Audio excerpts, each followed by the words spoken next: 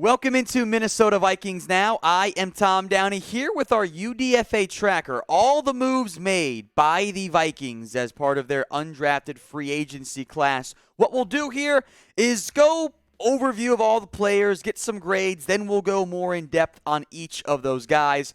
First four, running back out of Toledo, Bryant, Koback, who I think could be a decent player for them in the end. Thomas Hennigan, the wide receiver out of Appalachian State. Josh Sokol, the center from Sacred Heart. Can we get him to legally change his name to Skull, you think? Think we make it happen? Just drop the first O. Have some fun with it. Just throwing it out there. Tyrus Stevenson, the defensive lineman out of Tulsa. Zach McCloud, who we'll spend plenty of time on in depth. He got a significant guarantee from the organization. Mike Brown, my guy from my alma mater, Miami, Ohio, the safety, and then punter Ryan Wright as well. We'll break down all these guys a little bit more in depth, but my first question of the day is one for you.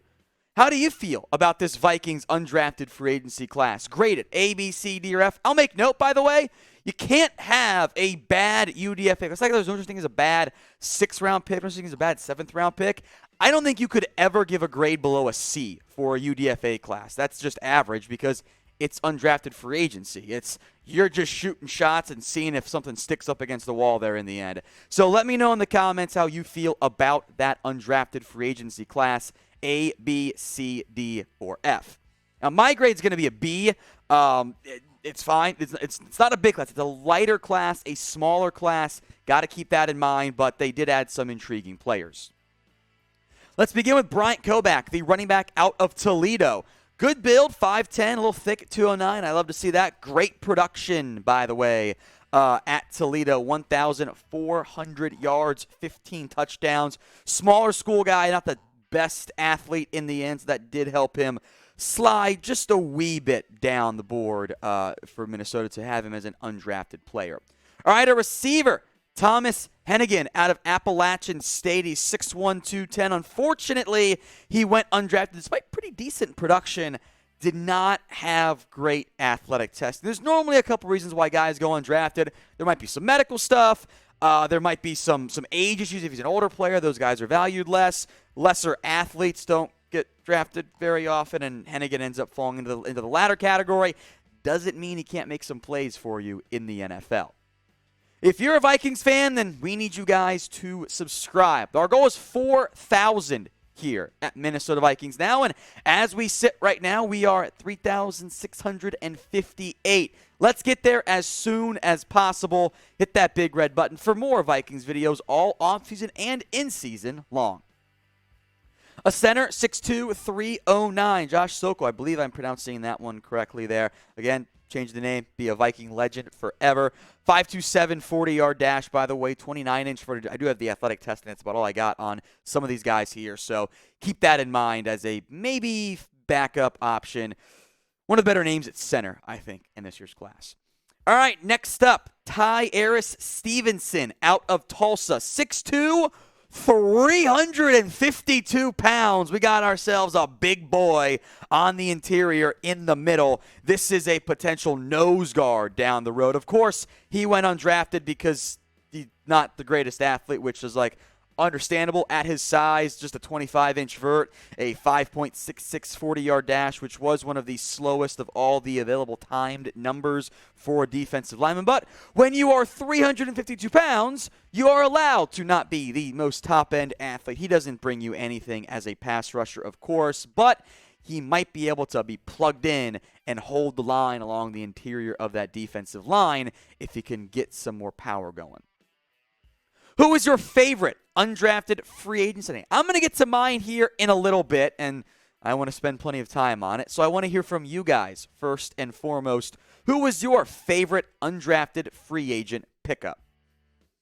The Vikings' favorite was clearly Zach McCloud after he got a $250K guarantee. Yeah, $250,000 guaranteed to sign with Minnesota. Now, McCloud's had a very interesting path to life in the NFL. Was a part-time starter-ish, more or less, his first 3 years at linebacker. 2019 for the Miami Hurricanes, he gets hurt, so he redshirts. comes back 2020, takes the COVID year, and then returns in 2021 again for 6 years in college. That is why he is just a little bit older on that standpoint there.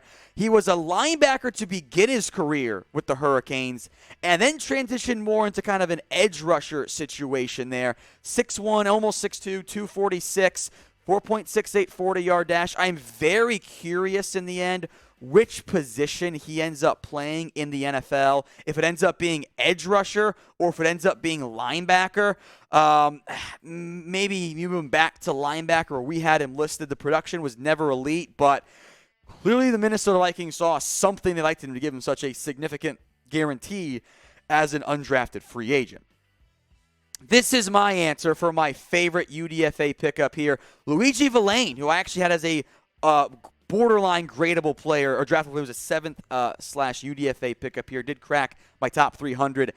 24 years old, non-combine invite, Michigan to Wake Forest transfer. At Michigan, he didn't do anything. He was not impactful. Moves to Wake Forest, then has the breakout year. There's really good athletic testing for someone of his size. 701 3-cone. The run defense technique is not really there. He's got good length, some burst and bend around the edge. I think there is some untapped talent here for Luiji Vilain, but it's all traits that's worrisome for a 24-year-old, but that works in terms of taking him as an undrafted free agent. By the way, he's from Canada, so we got a Canadian on the Minnesota Vikings now. At least in this class, I should say. How many Vikings UDFAs make the final roster? Is it 0, 1, or 2? I want to hear your predictions in the comment section. Let me know right now. From my alma mater, Mike Brown, who I did not anticipate getting drafted, so I'm not too terribly surprised by that one. Good build at 220 pounds. Not the best athletic testing that I think is a reason why he went undrafted. Smart football player, though. Willing tackler, able tackler as well. He could be a bit of a surprise, in a good way, of course, as a UDFA pickup. Does he wow and become a starter? No, probably not. But this is I believe, and maybe I'm just being a little bit biased here, but that's UDFAs. It's fine. I think he'll be a nice player for the Minnesota Vikings in the preseason. And then a punter, Ryan Wright, out of Toledo, the last of our UDFA pickups here. 47.5 average was really good for them. 69 long, super nice as well.